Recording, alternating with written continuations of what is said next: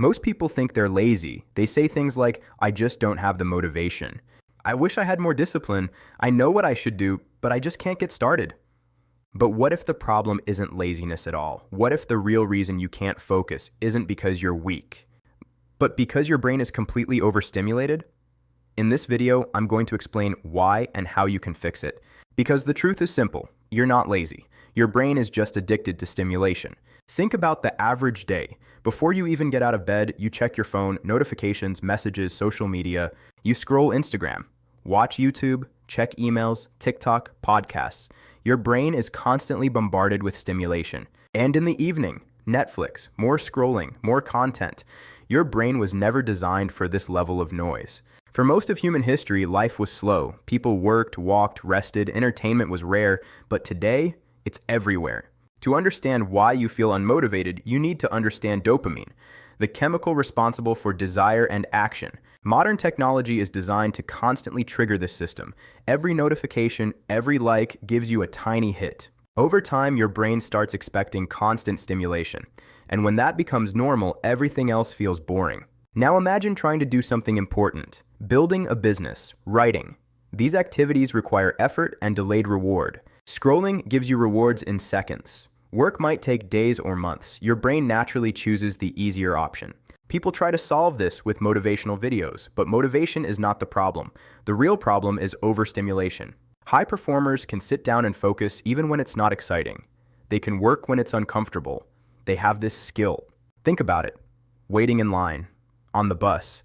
The moment boredom appears, you eliminate it with stimulation. The good news is you can fix this. You need to reduce stimulation long enough for your brain to reset. Here is how. Step 1, remove instant stimulation. Turn off notifications. Delete the most addictive apps. Create distance. Step 2, relearn boredom. Walk without your phone. Eat without a screen. It will be uncomfortable at first. Step 3, create deep work blocks. 60 minutes. No phone, no multitasking, just one important task. Once you reduce noise, work feels meaningful again. You return to your natural state. Growth begins where comfort ends. You're not lazy. You're overstimulated. Take control of your attention and you take control of your life. Subscribe for more. You think you're choosing what to watch. You think you're choosing what to read or what to think. You're wrong. In this digital age, you aren't the user. You are the product. And right now, there is a multi-billion-dollar war being waged for the one thing you can never get back. Your attention. Silicon Valley doesn't want your money. They want your soul. They hire the world's best neuroscientists. They figure out exactly how to bypass your logic and trigger your primitive brain. Variable rewards, infinite scrolls. These aren't features. They are the same psychological triggers used in slot machines to keep you hooked. Every red notification is a simulated emergency. Every like is a simulated status signal. You are being manipulated. You are fighting a war against a supercomputer designed to keep you scrolling. And right now, you are losing. Here's the uncomfortable truth. Your brain hasn't evolved in thousands of years, but technology has. By making everything instant, easy, and comfortable, they have made you weak. They have outsourced your memory. They have turned your own survival instincts against you. Comfort is the enemy because it keeps you compliant. It keeps you from the struggle required for real growth. Reclaiming your attention is now an act of rebellion. Self-reliance is your only defense. You must build a wall between your mind and the noise. Choose the difficult path. Choose the slow path, the uncomfortable path, because as we always say here, growth begins where comfort ends. If you want the exact system I use to shield my focus, check out my course, The Motivation Blueprint. It's time to take your mind back. Subscribe if you're ready for more uncomfortable truths. We'll see you in part 3. In the last 2 videos, we exposed the lie of laziness and the war for your attention, but knowing the problem isn't enough. Awareness without action is just another form of entertainment. If you want your life back, you have to rebuild your mind. Focus isn't a gift, it's a muscle, and right now, yours is atrophied. You have to train it. Every time you choose to scroll instead of work, you are training your distraction muscle. You are making it stronger. Stop waiting to feel like doing the work. Motivation is a fair weather friend. It disappears the moment things get hard. Discipline is different. Discipline is doing what needs to be done, especially when you don't feel like it. How do you train it? You start small, but you start where it's uncomfortable. You must deliberately seek out the friction. If you can only focus for 10 minutes before reaching for your phone, sit for 11. That one extra minute is where the growth happens. That is the rep that builds the muscle. Comfort is the enemy of this process. If it feels easy, you aren't training. The modern world has convinced you that multitasking is a skill. It's not. High performers are masters of one thing at a time. They don't have special focus genes. They just have higher boredom tolerance. They stay when everyone else leaves. Growth begins where comfort ends, and comfort ends the moment you put the distractions away and face the work alone. Don't just watch these videos, apply them. Subscribe if you're ready for more uncomfortable truths. We'll wrap this up in part 4. Most of you have watched 3 videos now. You've learned the science, you've seen the war, and you've felt the friction of training. But here's the uncomfortable truth. Most of you will do nothing with it. You will treat this series as another hit of intellectual dopamine, and tomorrow you'll go back to the scroll. The gap between the person you are and the person you want to be is called action, and action requires a protocol. Discipline isn't something you do, it's someone you are. Stop saying, I'm trying to focus. Start saying, I am a person who values my attention. When you change your identity, you change your standards.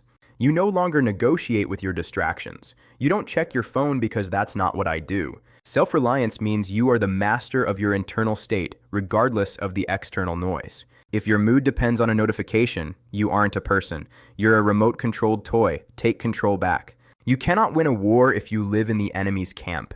The self-reliance protocol requires you to build a fortress. Your environment must reflect your standards. If your phone is next to your bed, you've already lost the morning. If your tabs are open to social media while you work, you've already lost the hour. You must be ruthless. You must ruthlessly eliminate the paths of least resistance. Make the wrong things difficult and the right things mandatory. Digital minimalism isn't a hobby, it's a survival strategy. What happens if you don't change? Think about it. In 10 years, you won't just be distracted, you will be hollow. You will have spent a decade building someone else's dream. While your own potential atrophied, you will have traded your life for a few million pixels of blue light. Regret is the ultimate discomfort. And unlike the discomfort of discipline, regret has no reward at the end. It just stays heavy. The world wants you weak, overstimulated, and compliant. I want you strong, focused, and self-reliant. The choice is yours. Choose the struggle, choose the boredom, choose the growth, because growth begins where comfort ends, and your life begins the moment you take back your mind. This is the end of the series, but it's the beginning of the work. The truths have been delivered. The rest is up to you. Subscribe for more. Stay uncomfortable. When you decide to take back your mind, the world won't applaud you. In fact, the people closest to you might be the ones who try hardest to pull you back down, because your discipline is a mirror. And most people don't like what they see when they look into it. Today, we talk about the social cost of self-reliance. When you stop scrolling, when you stop consuming junk, when you start choosing the difficult path, you make other people feel guilty about their own choices. Your growth exposes their stagnation. They will call you intense. They will tell you that you've changed. They will try to convince you that one night off or just one video won't hurt. They aren't trying to help you relax. They are trying to make themselves feel comfortable again. Society rewards compliance. It rewards people who stay in the bucket. The moment you try to climb out, the other crabs will reach up to pull you back. Modern culture is built on shared noise. If you don't share in the noise, you become an outsider. Accept it. Excellence is a lonely path. If everyone is following you, you aren't leading. You're just part of the crowd. You are here to evolve. The most powerful word in the self-reliance protocol is no. No to the low-value invitation, no to the group chat. No to the pressure to be reachable every second. Protecting your attention means protecting your boundaries. If you don't set your own agenda, society will set one for you. And their agenda is simple. Stay distracted, stay weak. You don't need everyone to understand your mission. You only need to fulfill it. Social friction is temporary. The regret of a wasted life is permanent. Choose the friction. Choose the growth. Growth begins where comfort ends. Even if you have to walk that path alone, the series continues. In part 6, we'll look at the math of mastery. Subscribe if you're ready for more uncomfortable truths. Stay uncomfortable. We will see you soon. Success isn't a giant leap. It's the result of small, invisible choices made when nobody is watching. It's simple math. Today we talk about the 1% rule and why your trajectory matters more than your current position. Stop looking at where you are and look at where you're headed. If you get 1% better every day, you're 37 times better in a year. Discipline is compounding interest for your brain. It starts slow, but the end result is undeniable strength. Every time you focus, the neural path gets wider. Every time you distract yourself, the weeds grow back. Focus on the math. You are literally physically changing your brain. You are carving out a new reality through the power of repetition. If you stop training, the weeds of distraction return. They are fast and they are greedy. You must be consistent. You will fail. You will have a day where the scroll wins. Most people use one mistake as an excuse to quit forever. I call this discipline debt. When you slip, you don't start from zero, you just owe a rep. You are in the red. The rule is simple. Never miss twice. Pay the debt immediately and get back to the work. Don't negotiate, just pay. Missing once is an accident. Missing twice is the start of a new habit, a habit of weakness. You cannot afford that. Mastery is the tipping point where discipline feels like breathing.